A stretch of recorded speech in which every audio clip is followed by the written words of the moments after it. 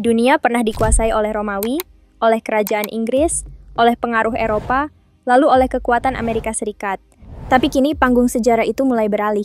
Suatu kekuatan yang dulunya tertidur, kini bangkit dan membuka mata. Perlahan tapi pasti, yaitu negara Cina. Bukan hanya sebagai penonton, tapi sebagai aktor utama dalam drama besar bernama Dominasi Global. Mereka tak datang dengan meriam atau kapal perang.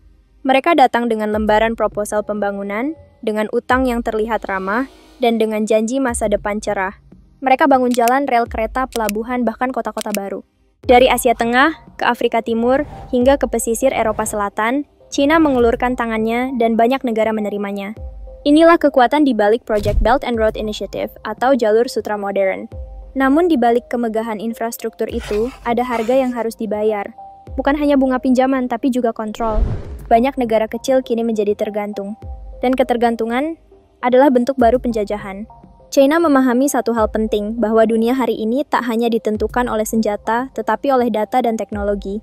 Maka mereka mengembangkan raksasa-raksasa digital seperti TikTok, Huawei, Alibaba, dan Xiaomi. Kita bangun pagi, buka aplikasi dari China. Kita terhibur berbisnis, bahkan belajar dari algoritma mereka. Secara perlahan, tanpa kita sadari, kebiasaan kita dibentuk dan kontrol atas informasi berpindah tangan. Di balik semua itu, China juga membungkus kekuatan dengan wajah modern. Kota-kota seperti Shanghai dan Shenzhen bersaing dengan New York dan Tokyo. Di dalam negeri, mereka menciptakan sistem sosial kredit, pengawasan berbasis AI, dan kedisiplinan berbasis data. Dunia Barat menyebutnya distopia. Tapi bagi pemerintah China, itu adalah bentuk stabilitas dan efisiensi. Mereka tahu cara menaklukkan dunia bukan hanya melalui pasar, tetapi melalui simbol.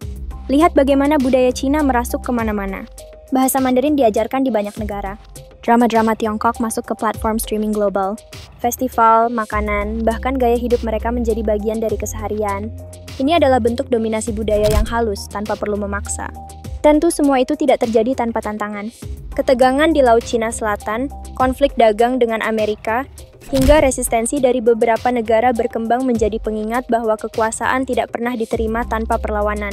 Tapi China tidak tergesa-gesa. Mereka sabar, karena mereka tidak bermain untuk hari ini.